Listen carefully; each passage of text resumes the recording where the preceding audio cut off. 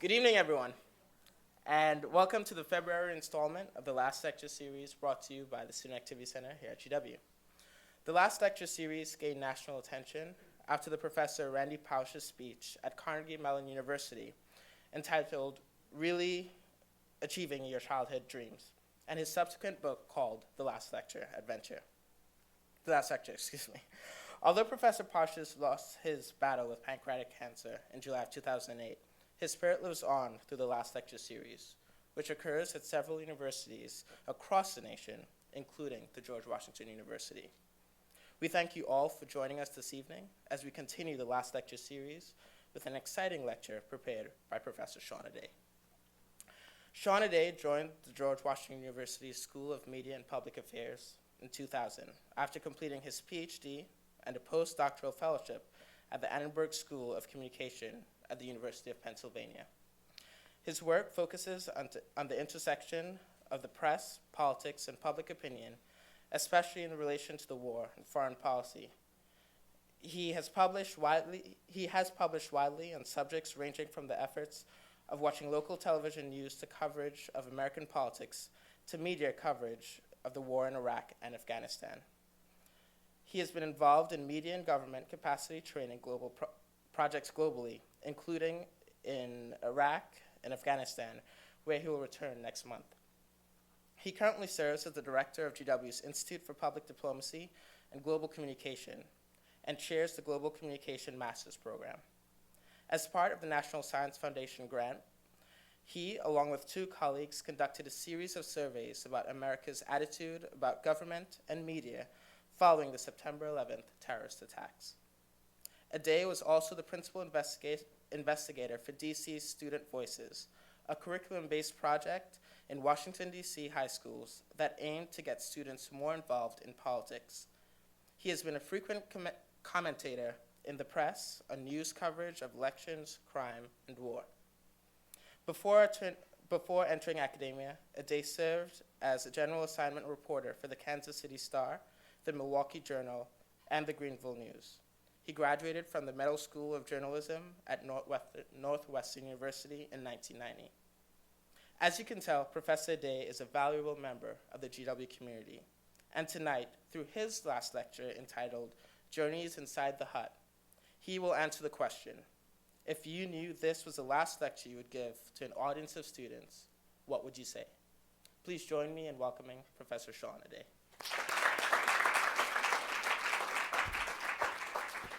Thank you, and it's a great honor to be asked to give this lecture.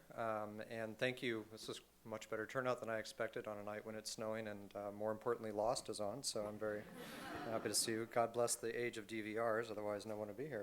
I have to admit that this has probably been the most difficult lecture I've ever prepared, including the first one I ever gave, which you can imagine the nerves for that. And the reason is there are a number of challenges for something like this. Starting with the fact that you're expected to, impart wisdom. Not just any wisdom, right, but, deathbed level wisdom, right? And that's pretty heavy. That's a kind of a heavy task. And more importantly, how do you do this without inevitably coming off as unbelievably pretentious, right, and verging into self-parody? Now, I can't promise I'm not going to pull that off, that is to say, avoiding doing those things, but I'm going to try. And I found that actually the best guide for this in many ways has been Randy Pausch's book, which by coincidence my wife happened to give me about a year ago, and which I highly recommend. One of the things that I got from Professor Pausch's book is, first of all, not to take yourself too seriously, which I think is always good advice. And the other is that at the same time, every life has lessons worth imparting.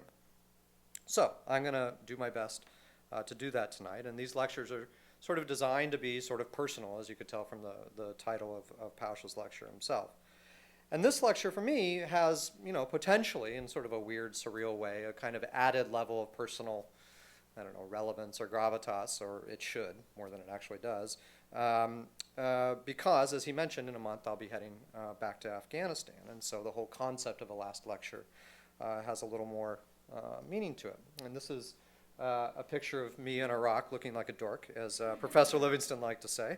And although I will say that Professor Livingston actually dorkified me even more you'll notice that B plus that he strapped that onto my flak jacket there, and that's my blood type. And Professor Livingston likes to think he's my father sometimes, and so which is awkward in many ways. But that was so that he used to be in the military, so he has dog tags, right? So that say his blood type. But he was worried that I'd get wounded and somebody would have to know my blood type. So after about a couple of days, sadly this was my first day in Mosul, and after a couple of days I realized I looked like a complete tool, and I took it off and put it somewhere else a little less conspicuous. At any rate, that's me in Mosul.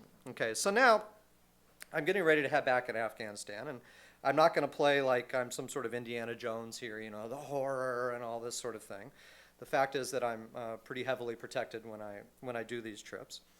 And yet, still, there is the possibility that something bad will happen. I've had to take cover when rockets went overhead. I've had car bombs like this one go off a couple blocks from where I was doing my work. So obviously, I know that that's out there. So, and this is kind of the organizing question for my lecture tonight. Why do I go to war zones, right? More to the point, why do I relish going? Why do I beg going? Just today I did a brown bag through my institute, and afterwards I was talking to the person saying, oh God, I'd love to go back to Iraq. Please let me go back. After all, academia, like punditry, is replete with people who talk about war but have no experience or have never been under fire, even to the sort of mild degree to which I have. And many of them are fantastic scholars, people I work with included, who have important things to say about war, and I would never be so pretentious as to say that just because I've been, that my work or my opinions are more privileged than anything that they would say. Certainly Bob Entman is 100 times the scholar I'll ever be. So why go? After all, I have a wife and 2 children just old enough to be absolutely devastated by my dying. My wife often wakes up in the middle of the night crying about the possibility of telling them that I'm not coming home. So, isn't this selfish? Well, yes, it is. But I'm going to argue tonight that it's the kind of selfishness that can, and perhaps should, be a bedrock principle in a person's life, and certainly has been something of a bedrock principle in my life, beginning when I decided in high school to be a journalist and continuing to this day as a professor and someone who likes to travel. It's the thread that ties my various lives together since I was your age, which makes me sound really fucking old, but anyway. And it's what I try and inspire in my students, although much less overtly than I will tonight. What I'm talking about is a belief in what I call, for want of a better phrase, ethical hedonism. Now, let's grant up front that hedonism has this whole other prurient connotation, which is not what I'm talking about tonight, so let's leave that aside. I'm talking about something else, something that has a long history in philosophy, but which I've adapted somewhat to my own life. Now, I've never taken a philosophy class, and I'm not going to stand up here and give you some scholarly lecture on philosophy, because I wouldn't know what the hell I'm talking about.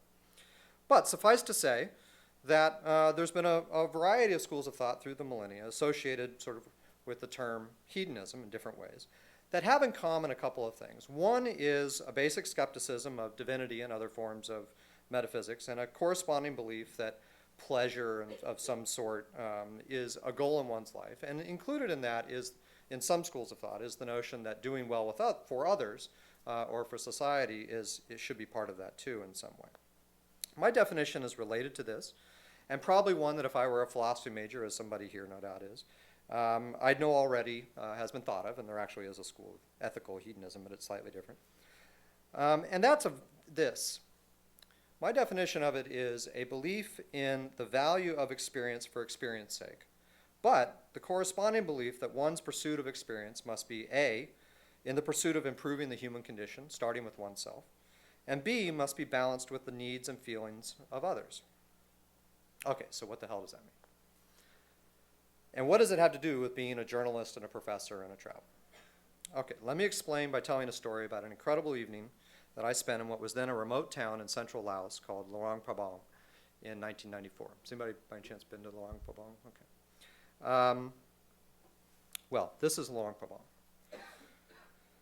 My final night in Luang Prabang, I was treated to one of those group discussions that leave you with no answers, but a lot of questions that linger with you for a long time after. There was this Belgian doctor there who invited a group of 6 backpackers sort of spread about this family restaurant, which is actually where this picture is taken nearby, up on the top of a hill overlooking the valley and the Mekong River. And he brought us all over and said that he would pay for dinner and beer, and that's all we needed to hear, being young backpackers. And so we came over, and after several hours of talking about everything from American colonial imperialism to Laotian land law, he said that he had something he wanted to tell us, a story he wanted to tell us before we adjourned for the night. That day, he and his wife had hired what's called a tuk-tuk driver, a little motor. Most of you have traveled, but tuk-tuk's kind of like, in this case, would have been sort of a motorcycle of sort of carriage of some sort, to take them about 30 miles into the mountains to visit a Hmong village that received few Western visitors. At some point during his visit, it was revealed that he was a doctor, and straight away some woman came running up to him and begged him to come inside her hut and look at her sick 8-year-old daughter. So Francis went into the hut. Francis was the name. He went into the hut, and he discovered that the girl was dying. I don't remember what she was dying of, and I don't know that he even mentioned it, but she was dying. But what he realized was that what was ailing her was something that simple antibiotics would cure. The kind of thing that they would have even at the sort of dim Luang Prabang hospital, its lawn overgrown with weeds and its walls peeling with paint. And even if they didn't have it, he could have spent $100 to fly her to the capital, Vientiane, and back, and she would have been fine. Instead, he did nothing. He left her there to die. Now, naturally, we were all shocked. Right? Francis, though a bit eccentric, had impressed all of us as a great guy. He's a 45-year-old doctor who liked to sit up and watch sunsets from a mountaintop temple and then invite a bunch of strangers over to his table for an international round table. How could he let this girl die? At a superficial level, the answer, as he told us, was simply that he knew the minute he went into that hut and saved that girl, he'd have to go into every hut and save every girl and every child. And then he'd have to go to the next village and save all of those. This was his logic. As he saw it, the logical argument that would require him to help the one child would require him to help every child, everywhere. Now, you can accept this argument or not. But personally, I've spent the last 16 or 17 years thinking about this story and what it means to me. Because think about it. Let's say we judge Francis harshly for not saving the girl, right? Let's say he's a selfish monster. And certainly this, what he did, choosing his own personal experience over the lives of others is sort of one of these colloquial definitions that we sometimes have of hedonism, right? And in that case, though, we might say that the mistake he made wasn't in not saving the girl, it was in going into the hut to begin with. Because after all, if he never went in the hut, he would have never known the girl could be easily cured, right? He could just convince himself that she was fine or that she was beyond hope or any number of other explanations that would let him off sort of the moral hook, right? But once he went in the hut, we're likely to say that he accepted some responsibility for the girl and for his own actions. And yet he's right, isn't he, that if the right thing to do is to help the girl, then by extension, he should help every girl. But he can't help every girl. Certainly not if he's going to continue to have a life of his own back in Belgium with a family and friends and all these things that we're all entitled to. Right? So if that's true, then isn't the only ethical thing for him to do to not go in the hut? Right? Okay, now let's ask it a different way. Assuming you can't help every girl, right, that you have a right to live your life, is there a way to still justify going inside this hut? Metaphor. And I say there is, and this is where my own brand of, for want of a better phrase, ethical hedonism comes into play.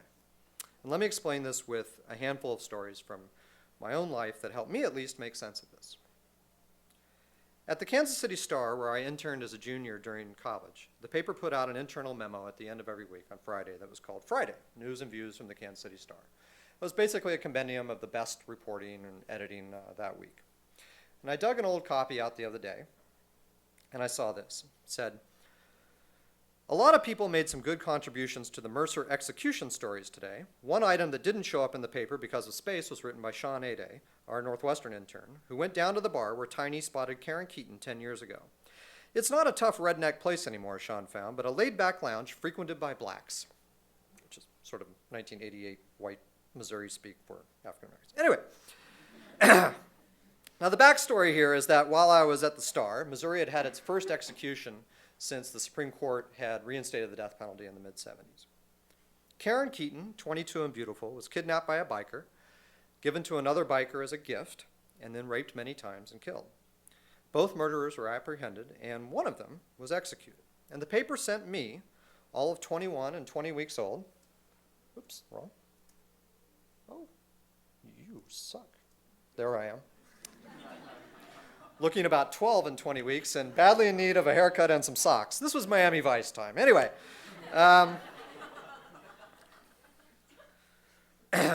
rugged. Okay. Anyway, they sent me to this rural bar outside Kansas City, far outside Kansas City, where George Tiny Mercer and his gang used to frequent, thinking that there might be some sort of reunion that night, or maybe they'd do a toast at the time the switch was flipped, or if we're really lucky, there'd be some huge fight or bar brawl or something like that, right? Instead, it turned out to be, in the somewhat archaic phrasing of the editor, a laid-back lounge frequented by blacks. The waitress at the bar very sweetly told me that there was a nice bar down the road that I might be, quote, more comfortable in. She was very nice, and when I said, no, I'm good, tried to play it all cool, which you can tell I could have pulled off, easily. She said, she kind of went for a more direct approach and said, okay, well, that's fine, honey, you're welcome here. It's just that, white people generally like the other bar. I said, no, because I knew I had to stay. Now, I come from Eugene, Oregon, by the way, which has, I think, 2 black people in it out of 120,000 people. It's not really, but it's a very white place. Very liberal, crunchy, sort of the small Berkeley. And I can tell you that I had never been to a black bar or a lounge frequented by blacks, or whatever the hell it was. Right? Okay. So you can imagine, this was an incredible experience for me. Nobody in that bar had any idea who the hell Tiny was, or Karen Keaton, or anything else. And it was an amazing experience for someone like me. All for a story that never even ran. Okay, now back to that internal star memo that had this little piece in it. The last line of the note said, the lead on the staff piece, by the way, was written by Jeff Spivak, who called Karen Keaton's mother after midnight. She had rebuffed us earlier, but a little gentle persistence paid off. Now, this is the kind of thing that drove me out of journalism, literally. Specifically, about 2 years later, I was working as a daily reporter for the Greenville News in South Carolina, which is a mid-sized paper, about 100,000 circulation at the time, when a severely mentally retarded man tried to sexually assault a woman in the parking lot of the local Walmart in this small town that I covered. And when she screamed, he fled, and he ran behind the Walmart, and he came upon 2 teenage girls, and he shot and killed them. Oops, what is going on with this? You suck. This is what happens when you try and use a Mac. No, I have the Mac. They have the PC. Okay. I think it was just the slide before. Here we go. Here's our girls. Okay. Lori and Wendy Murphy, 15 and 19, were the first dead bodies I ever saw. And that memory, that visual image, is something that's seared into my mind. Now, of course, as any of the journalism students here know, and there's a few of you, this was my big break, right? And I completely botched the story. And what's more, I did so willingly. This is what happened. That night, after doing the initial spot reports for the story, which was a huge story, right? This is a town, not Greenville, but Easley was the near town where this had happened, and got maybe a murder a year. That night, my job was to call the family and get a quote, which I had no problem doing. I firmly believe that a lot of times in those situations, family members find it cathartic. And I also think that quotes from the family can humanize the victims for readers. So I didn't have any problem making that initial call. And when I called, there was an uncle that the family had designated to answer the phone who told me politely but firmly that they were not going to be talking, that they just weren't up for it. So I told my editor this, and my editor said, call back. So I called back. I knew that's what he was going to say. So I called back, and this time the uncle told me a little less politely and a lot more firmly that they were not going to be speaking. So I told my editor. And he demanded that I call back again. So I had a pretty stiff drink, and I called back. And this time, as you might imagine, the uncle laid into me, as well he should. So I called my editor, and I told him, no dice. And he demanded I call back. And this time I refused. And he yelled at me and threatened to fire me, and I threatened to quit. And eventually, cooler heads prevailed. But I knew that that was the end of my career at the Greenville News and in journalism. Right? And I would imagine that my journalism colleagues in SMPA would say that, well, that's good because I didn't have the stomach for it. But the lesson that I took from it was that you should only enter a hut, if you will, by invitation. And I wasn't willing to go that extra mile. So I worked for a few more months, saved up some money, and then went on a round-the-world trip with my girlfriend. with a little idea about what I would do when I came back. And on that trip, which was my first outside of North America, and just after the fall of the Berlin Wall, shortly after, I had an amazing time. I saw a Czech jazz band play Fats Domino's Blueberry Hill on this ancient, centuries-old bridge in the middle of town where just 18 months earlier they would have never been able to do that without being arrested. When we were in Cairo, my girlfriend and I walked to the pyramids of Giza, and then we walked the other direction several miles to the old city and the citadel, something I encouraged one of my favorite students, Sammy, who's here, to do when he went, and which he did as well. When we got to the old city and the citadel, my girlfriend was mobbed by these Egyptian women who couldn't stop playing with her hair. She had this beautiful curly auburn hair. When we were in India, we went on a camel safari out in the Thar Desert with Muslim guides who didn't speak any English, and at night they would take hashish out of their turbans. And they would play some weird game in the sand using camel dung. Later they entertained us by taking trying to breed a seriously uncooperative female camel with a male camel that, shall we say, had a very bad sense of aim. So one of the guides had to help, and that's also a visual image I won't be getting rid of anytime soon. But we also went to this village that had clearly not seen very many Westerners, in which these girls, and this took about half an hour to get to this point. At first they just peeked around the corner, these women and girls, and they couldn't quite figure out what we were doing. We just bizarre. And eventually we coaxed them out and ended up at least being able to share a laugh with them, and it was great. Right? Now these experiences and others like them solidified in me the desire to go to graduate school, of all things. I knew I could never be a journalist, again, frankly, if no other reason, I hate writing short stories. But that journalistic sense of getting to know the world around you and sharing what you find with others is what drove me and drives me still. Some academics describe this profession as a life of the mind, and it's certainly part of the appeal. But that's not enough to make it meaningful, right? It has to be a life like any life. It has to be a life that's amply and purposefully lived. Otherwise, right, what's the point? So now back to Francis, my Belgian doctor. Central in his discussion, and the one that we had that night following what he told us, was the importance of noticing what you don't see when you travel. And I would add, every day, all around us. It was easy for the rest of us to say, how could you not save that girl, right? Because we never, at that point in time, we never went inside that hut, right? We stay at home, or maybe we visit the village, but we only see the people that come to see us, or that, in the case of this girl, right, that are able to come see us. Francis wasn't saying, don't go into the village unless you enter the hut. He was really just saying, know it's there, and know you have a responsibility to confront it, even if only in your consciousness, and not to ignore it. And to me, the lesson here was the importance of trying to come to a deeper understanding of what it means to never know what is right in front of you.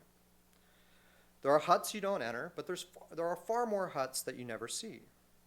And often, more likely than we like to admit, you get glimpses inside dark worlds where all pretend are too exotic and too remote to be real, but which are really right next door, or sometimes even closer. In Vietnam, on that same trip where I met Francis, I took an overnight minibus ride from Nha Trang to Da Nang with a bunch of Israeli and Dutch backpackers. And I was sitting in the front with the teenage driver and his even younger brother, who couldn't even drive by Vietnamese standards at the time. And as soon as we started off on the road, about half the backpackers in the back dropped a bunch of Quaaludes, which scared the crap out of me because I figured our driver was going to either turn us in for the ransom, for the reward, or more likely take all of our money in exchange for not turning us in for the reward. Fortunately, he turned out to be much cooler. I ended up having a much greater fear, which was the realization on this overnight minibus ride across on very narrow roads with extremely narrow bridges and lots of semis barreling down the road, that my driver, or the driver, couldn't stay awake. And in fact, at one point, all three of us in the front seat fell asleep, and of course all the people on Quaaludes were gone ages ago, right? But the three of us all fell asleep at the same time. I was sitting there like prying my eyes open. If those of you have seen Annie Hall, that was how I was, right?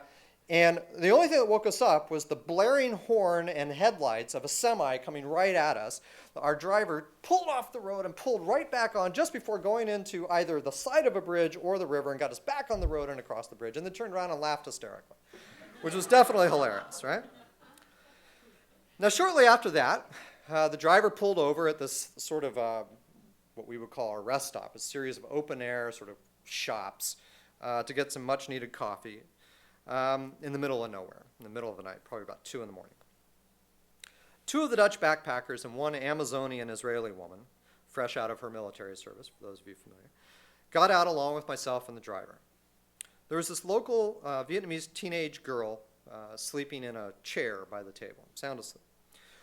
One of the Dutch guys who spoke Vietnamese asked the proprietor who the girl was. His daughter, we were told. A conversation ensued for a couple of minutes, after which the backpacker told his friend, his Dutch friend, that the owner said they could have her for a small fee, that he'd be happy to wake her up. And in fact, this was her job. The 2 Dutch backpackers talked about whether or not they should do this and whether the price was too high. And I think the only thing that stopped them was being shamed by this stunning Israeli woman who asked simply and somewhat devastatingly, but at the same time not at all judgmentally, why? You can't get a backpacker girl for yourself? Personally, I was stunned by the whole thing, right? It was completely disorienting. First of all, I was dealing with this harrowing bus ride. This man's pimping his daughter in the middle of nowhere. These 2 guys, these backpackers, they're supposed to be a bunch of liberal European backpackers, are like, debating whether or not the price is right. I had no idea what to say, right? 10 years later, I was on this multi-day ferry from Tanzania to Zambia. And a friend of mine, an old college buddy of mine, were on this trip. And our boat dropped anchor offshore from this village. And whenever it would come up to a village, it couldn't get close to the shore, it was too deep. And all these boats would start paddling out. And they would drop off passengers and pick up passengers to go back to the village and drop off food and pick up food. There'd be these huge slabs of meat and all this sort of thing. And the boat came out, and all of a sudden, there was this huge commotion.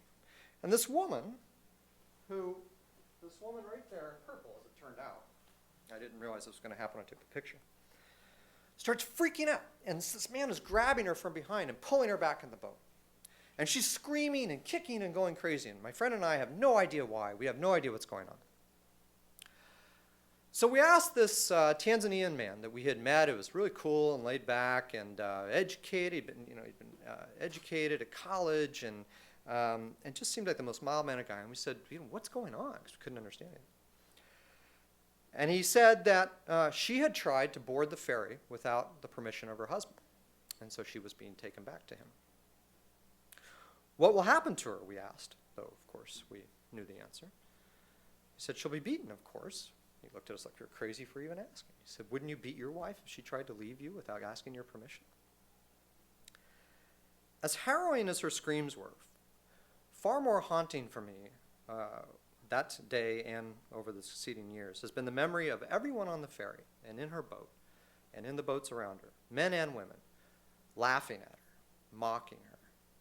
And then the look on her face as her boat started going back to shore, this head down, totally defeated, realizing what was happening to her, as this crowd gathered on shore waiting for her. Now, someone who was attacked by a stepfather as a teenager and whose parents, both of whom I love and respect dearly, had such a volatile marriage early in my life, though not violent, that I literally have no memories from before my father left the house. Though it was a mutual thing, that I know sometimes the hut we spend the most time avoiding is our own. And like Francis, I don't always know when to avoid the hut or when to go in and what to do if I enter, but I know this. My experience on that ferry or on that bus ride in Vietnam, at the very least makes me a better parent to both my daughter and my son. And in ways big and small, they also inform my teaching. Now, like most adherents of the various schools of hedonism, philosophical hedonism over the millennia, I'm not a religious guy. In fact, I remember distinctly the epiphany, if you will, when I was 12 and riding back in the backseat of my car that I had when I realized that, sort of reasoned it out, that God and heaven and such things must be fantasies created by people to make sense of the world, create rules so they could live in groups, and make them feel less bad about death. As I would sometimes say, to be provocative, people invented religion because they were afraid of the dark and didn't want people stealing their shit. Now, in fact, I've chosen over the years to call myself an agnostic instead of an atheist, on the premise that metaphysics are unknowable, or what we call in science and social science, non-falsifiable. That is, they're unprovable. Although now that I have kids, I usually call myself an optimistic agnostic because I still have my doubts, but I can't bear the thought of not being with my children. So in this, I'm guided, however, paradoxically, by the book of Job, or at least my admittedly idiosyncratic view reading of Job. And my take on Job is this, that we must have faith and knowledge and love and be devoted to it, but we'll never really understand what understanding really is. And this leads us to a life in pursuit of information and experience, but it also has as its core an inherent doubt that requires humility and compassion. And for me, that's what ethical hedonism is. So I say, yes, you go into the hut, meaning that, like Francis, you spend your life doing a couple of things. First, have as many experiences as you can, pushing yourself out of your comfort zone, all in an effort to better understand the world, the people in it, and your relationship and responsibilities to both. I would have never told Sammy to take that walk if his mom was in front of me, right? But it was a great trip, wasn't it? Yeah. And second, just as important, always ask yourself why you're doing this, why you're living the life you're living, why you're not living a different life, whether you're making the right decisions. And don't assume you have the answer, or that the answer you have today is the same answer you're going to have in 10, 20, or 40 years, right? Ethical hedonism means the humility of uncertainty. Why else do you seek out experience if not because you don't have all the answers, right? An ethical hedonist walks when they travel, right? The orthodox person takes carnival cruises, right? Now, experience and self-reflection inspire and require one thing that I think is critical for you to remember the rest of your life. Again, sounding incredibly old. The importance of asking big questions. In my life, both being a journalist and as a professor, these things should be central. Asking big questions should be about what I do. But this should be the case in any job that you have. Just about any job is benefited by asking big questions of your work and yourself and your place there. But even if your work doesn't, you should at least be doing this in your personal life, right? You should at least ask big questions of your own life, your relationships, your politics, your art, everything. Not all the time, right? We all need to escape. I love sports and movies and all sorts of stuff. In fact, I think the proper ratio of deep thoughts and big ideas and big questions to escapism, or escapism to them, escapism to big thoughts is probably like 5-1 or, I don't know, 10-1 during the NCAA tournament or something like that. And you don't have to go to middle of nowhere stand to get inside the hut, right? It's all around you. And the lessons you learn aren't always obviously profound or anything like that. Sometimes it's about appreciating life's little serendipities. You chose to come to school in Washington, D.C. for a reason, right? And I can tell you, having lived here for about 15 years, that there may be no other place in America where life's little serendipities happen all the time. One time I was at a red light right next to Air and Space, and right at the red light, and right in front of me walks Gloria Steinem, the great feminist icon. And as she's walking in front of me, I focus on the car, the license plate of the car right behind her, and it's this.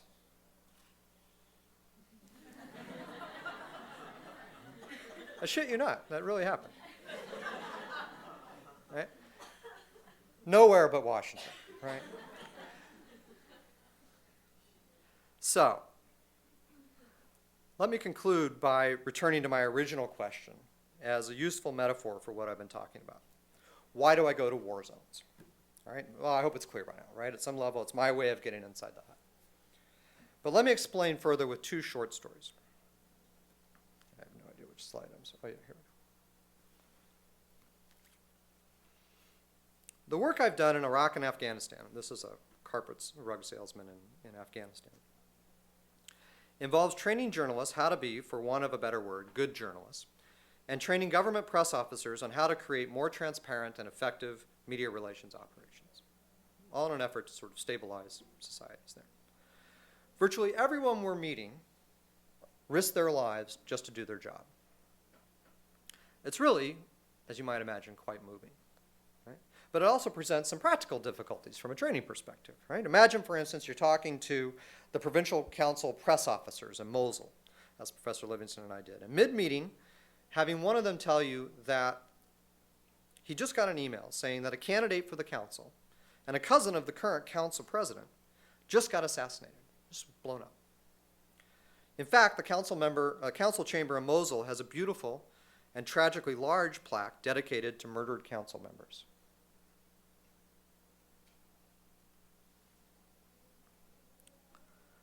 Or imagine instructing journalists on how to hold candidates in the upcoming provincial elections accountable for the things they say on the campaign trail.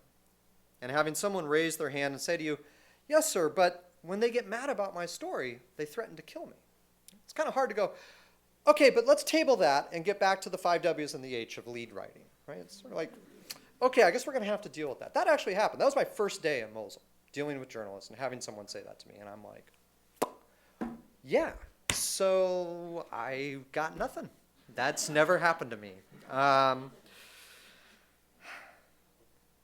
Okay, so one day in Mosul, we spent several hours with the staffs of the 2 major television stations who share this gritty compound on the eastern side of the city, protected by high concrete walls and a legion of Iraqi army troops. On the wall to the entrance to this compound was some graffiti. So this is the entrance that every one of those journalists at those 2 places have to go in and out of every day to do their job.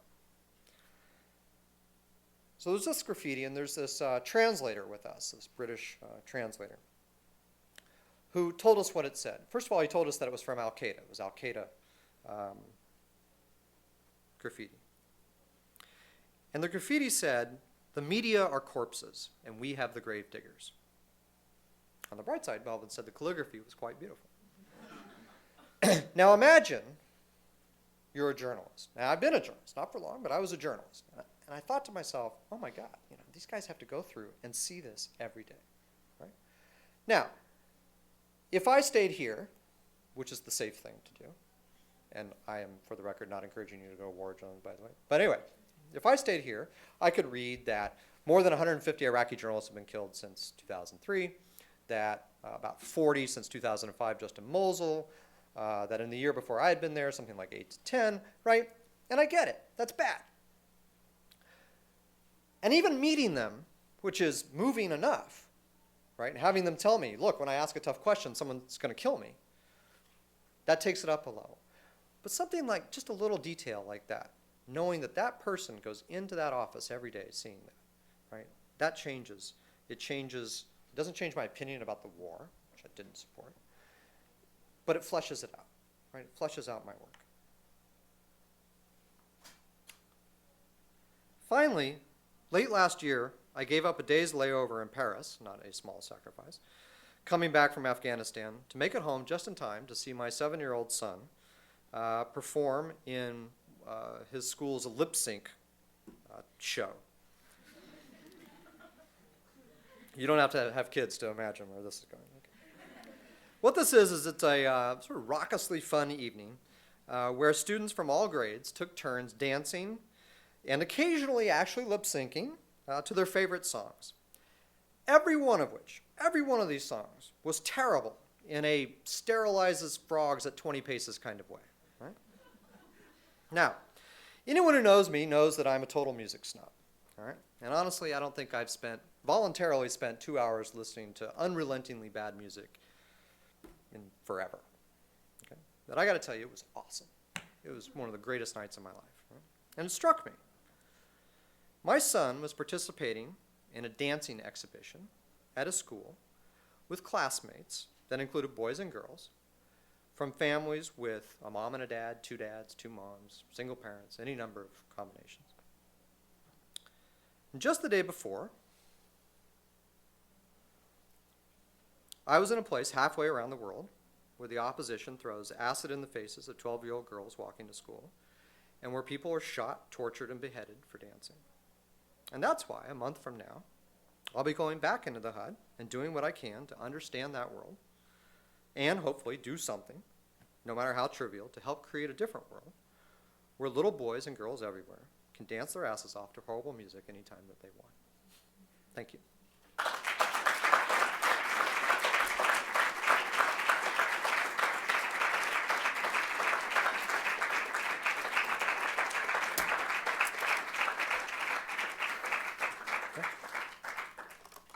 Now we want to open it up for you guys. If you have any questions for Professor Aday, now's the time to ask him. Any questions about the lecture or just his past and how he got to where he is right now? Such as it is. Yeah. Yes, sir. What first got you interested in journalism? Ah, good question. The true story is that I was a sophomore in high school and sort of aimless and just kind of got involved in the school paper and fell in love with the idea and went to a summer journalism camp at it sounds so geeky, at Northwestern and just fell in love with the idea literally of telling stories, writing. I've always loved writing. And being able to have a job where I did something new every day and I learned a lot about the world. So that's why. What else? Yes, ma'am. It sort of sounded from your kind of life story that you started. Oh, such as it was. Yeah. Up until now, that you started traveling the world kind of at about the age that we are now. And I'm just wondering, like, how did you have the capability to do that? And kind of how do you recommend that we get on that path of kind of traveling all over? How many of you have traveled outside North America? I think you and I have similar backgrounds. I actually started traveling after college. And well, you're a grad student, but I started traveling after undergrad. And I grew up very working class, poor to working class. So I didn't have money to do that until I worked. And that's how work and Visa, credit cards. That's pretty much how. I think I'm still paying off that trip. In fact, that's how I met a girlfriend in college, because we were the only poor people at Northwestern, so we couldn't go home on Thanksgiving. So we had Thanksgiving dinner at Kentucky Fried Chicken just so we could have some fowl. But anyway, it's so romantic. Hey, anyway, and I didn't really have a travel bug really until I got out of school. A good friend of mine, the guy I was in Africa with, in that story from Zambia or Tanzania, he traveled quite a lot. It was still one of my best friends and travel buddy now, and so he kind of got me into it. So, but it was not until I had the finances and the credit card before I could do it, basically. But since then, I've traveled a fair amount. Sammy. Have you ever traveled alone? Yes, good question. Yeah, I have. What's that like, and how is it different from traveling? That's a great question, actually. Personally, I find I'm. I don't mean this in sort of an oversharing way, but I can be prone to being depressed when I travel alone. So I have to be sort of careful about it. If I'm on a beach, I'm really depressed because I'm like, I should be with a girl. This is crazy. But I actually think it's incredibly important to travel alone, and I highly recommend it to everybody. I sort of have a short shelf life on how long I can do it, but there is such a value, first of all, just from a self-sufficiency standpoint and proving to yourself you can do it. It's no small feat, as you well know, as many of you might, since you've all traveled. But I think you gain something out of the sort of everyday being by yourself in a completely alien environment. You can't help but that ratio of, whatever, escapism to deep thought becomes like inverted when you travel by yourself, but that's a good thing to do from time to time. Traveling with someone, of course, is sort of like being married, right? And not in a good way. There's this great Whoopi Goldberg line, of all things, where I can't remember what. Oh, it's in the Searching for Deborah Winger documentary, which I highly recommend. And she's talking about the difficulty of living with someone, and she says, if you're living with me and you're not me, you're a problem. And that can be travel, right? The sharing costs and God knows what else. But every day, 24/7 can be rugged. So I highly recommend sort of balancing it. You got to have the right travel partner, though. You got to be able to survive tension. And my travel partner is really moody, so it's really tough. Not just my wife. Yeah. What's the biggest mess that you got into? Ah, that's hard to narrow down. Other than being shot at, I've been mugged once in Durban, South Africa, which was incredibly stupid on my part. My friend and I were walking. We walk, right? So we walk everywhere, and we walked around Durban, and it was the middle of the day, and 6 guys came up behind us and grabbed me behind with a knife and tried to get our money. And by the way, this is good advice. If that ever happens to you, which I hope it doesn't, probably more valuable than anything else I said tonight. What I did is, as soon as I just buckled, right, got down on the ground, and then I reached in my pocket and just flung out whatever I had in there. And it was literally about $10 in South African money. My friend, who's an idiot, was carrying about $3,000 on him, and thankfully they didn't see that. As soon as they saw the money on the ground, it was a very busy street. They took it and ran away. So by the way, note to self. But that was bad. I've been sick a lot. But as far as like really stupid things, other than going to war zones, that was a pretty dumb trip. Oh, actually, the worst. Actually, no, the worst, other than that, was on that Africa trip. We were in Rwanda, and we came out of Rwanda into Tanzania, very remote western Tanzania. And we were in a village, and we missed our connecting minibus, or it wasn't a minibus, it turns out it's a pickup, that was going to make this about 4-hour trip to a town where we could then get an 8-hour bus the next day to take this ferry that we ended up getting on. And it was getting dark. It had taken us all day to get here, and we had had a very nearly bad experience in a border town in Tanzania. It was very, very nasty. And we got to this town late, and it was getting dark, and we had a choice to spend the night there or to hopefully get on a pickup that was coming. And my friend wanted to stay, but the problem with staying was that Burundian rebels, at the time, Burundi's a little more stable now, but it was very bad at the time, and there were all these rebels, and they would come into the village periodically to steal stuff. And if the word got out that there were a couple honkies there, we were in big trouble. And we had been there for several hours, and so I was getting a little nervous that the word had gotten out. And my friend wanted to stay, and the pickup came right at dusk, and I just said, fuck it, we're getting on this thing. And it was totally loaded with stuff and people, and it was the most literally painful 4 hours of my life, because you're bouncing on this choppy road, but the truck had to drive literally about 70 miles an hour on this dirt road because of all the Burundian rebels. If you slowed down too much, they would jump you. The problem was it was going so fast that it had risked flipping, and if it had flipped, we're in the back, we would have been probably killed. So it was a very surreal experience, very painful. But of course, like you all know from traveling, now it's like the greatest story of my life. Right? Yes, Sandra? So you've been my professor for about 4 semesters, and I wasn't G-chatting throughout your classes. You really never talked about this, so thank you for opening up about it. My question is, I think a lot of this is valuable. Why is Afghanistan your hut? Like, what to you draws you to that? And you seem to have made a point to travel everywhere. What about that? I mean, the short answer is that's where the war is, and I do war. That's my work. The longer answer that I hesitate to say for sounding pretentious, I don't mean this pretentiously, is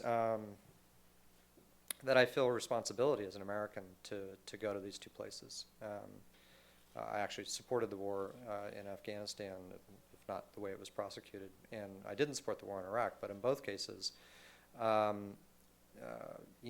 feel like my country has an obligation there, and that I have the opportunity because of my work and people I've met and to do something, and positive there. And so I know that sounds lame, but that's really it.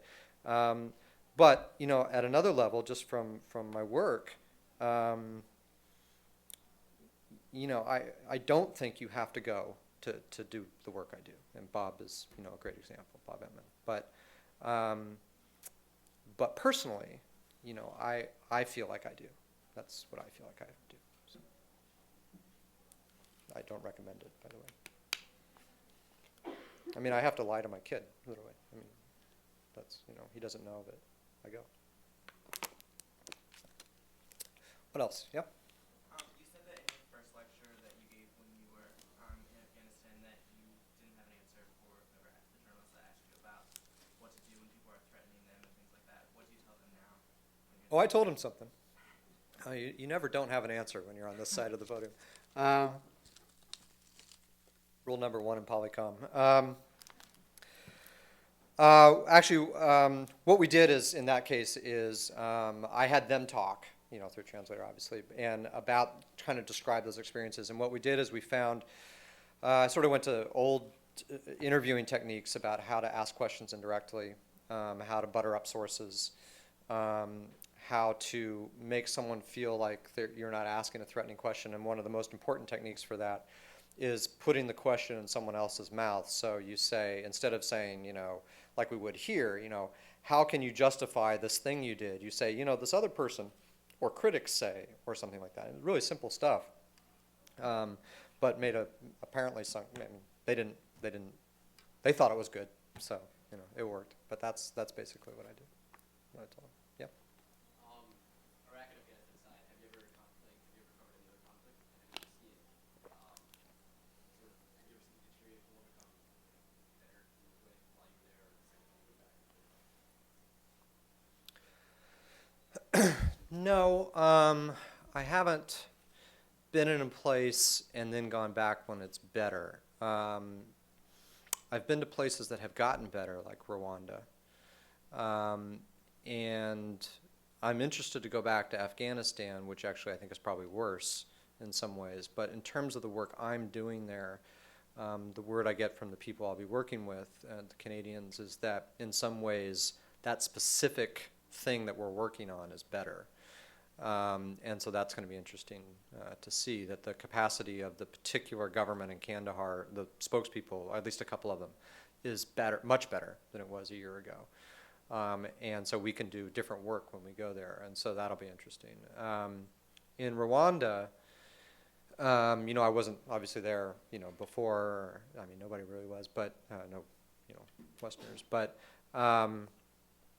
but it's a very interesting place to go now because they're still obviously dealing with a lot of those same issues. And it's very moving because, you know, they've had these truth and reconciliation sort of, you know, trials, if you will. And I drove past some of those, you know, saw those happening and walked past them. And the other thing is that a lot of the people who committed the genocide are in prison, and they wear these very bright pink prison suits. And I don't know why. It's no like weird thing like we would say, but it's for whatever reason they do. And so you see them out because they go on work crews and stuff, and they're just out in the middle of a village or a town, you know, working, and people are just walking by them, and it's like, you know, this guy probably killed half your family, you know, and you just. So it's bizarre to see, you know, a country coming together. And Rwanda, which I highly recommend going to. First of all, it's unbelievably beautiful, but they have a museum for the genocide that is stunning and, you know, and incredibly moving. The museum, the Apartheid Museum in Johannesburg is one of the best I've ever seen. But this one is really deep, and it's got all these personal stories, and it's very gripping and hard. And boy, they take it to us, the Americans and the French, very badly, justifiably so, and the Catholic Church. So I highly recommend going there, but it's a very deep experience. And actually, at the time that I went, I was on antimalarials, and which, if any of you have taken these, can make you a little psychotic. And they give you particularly vivid dreams. And I was reading Romeo Dayer's book, Shake Hands with the Devil, about the genocide, and I had the worst nightmares for like a week about my kid getting killed and people coming. It was fucked up. It was awful. Man. What else? Yes, ma'am. As a parent now, would you ever let your son and daughter go on these crazy trips around the world? You know, I think about that a lot. My son, I'm not dissuading him from this, is you know, virulently opposed to going to the military. And like just already at like 8. It's just, that's just so stupid. Why would anybody do that? I'm like, yeah, whatever, you go, man. That's great. I mean, in my daily life, I'm like, I have a lot of respect for people in the military and all that. I'm like, yeah, no, it blows. Don't that. No, don't do that. But I think about travel, and I think, I'll tell you, and maybe this is bad, but I think about it especially with my daughter. And what, I'm like getting her in martial arts classes as soon as I can. But, and I worry about that stuff, and it's probably horribly sexist of me, but I do. I do. I think about the kinds of decisions that I made as an adult, not living close to home since I was 18 and things like that, and doing these trips and the kind of, what they do to my parents and no, I don't want, I want him to live next to me. And my son is at that age where he's like, I want to have a house right next to your house forever. And when he was 4, he told me that he was gonna, first of all, he's convinced he's gonna invent a live forever machine that we'll only use for our family. And because otherwise the world will get too overpopulated. And when he was 4, we were driving to school, and just out of nowhere he told me that that's about the age where they start discovering the concept of death. And he said, I don't want you to die. And I said, well, I'm not too keen on the idea myself. And he said, well, I want you and Mama and I, as before my daughter was born, he says, not that he would include her now anyway, but anyway, said, I want you and Mama and I to all die at the exact same time, and that we'll be buried on top of each other so that we're together the rest of our lives. I'm like, well, that's great. That's great. So, it's tough. It'll be tough when they do that, but I hope they do. My plan is that both of them, for their high school graduation, they get a trip to Europe and a bodyguard, and then from college they get an around the world ticket. So, get the stuff I didn't get. Last question? Yeah. I'm wondering, with the experiences that you've had, do you feel that journalists in the U.S. covering Afghanistan are doing a responsible job? And if not, what would you like to see? I think first of all, I'm happy to see that journalists are covering Afghanistan again after 7 years. I wish that they could still cover Iraq. I think that the individual reporters, generally speaking, are doing fine. I have issues with coverage. That's what I do, right? But I think the problem is news organizations. I'm not happy with that at all. I think they do a horrendous job of it. There's clearly problems with war coverage. I think most of the problems that I have with war coverage is either news organizations that don't cover war, only cover it in a certain way, or cover it in sort of a namby-pamby way and don't show us the realities of it or anything like that. And also with the part of war that becomes a political story, and I think that those stories are covered absolutely atrociously and irresponsibly. The actual people that risk their lives covering, on the ground in war, Dexter Filkins and people like that, they're fantastic. And they do, God's work, says the agnostic. I think we're done. Right? Can we have another round of applause for Professor Aday? Thank you very much.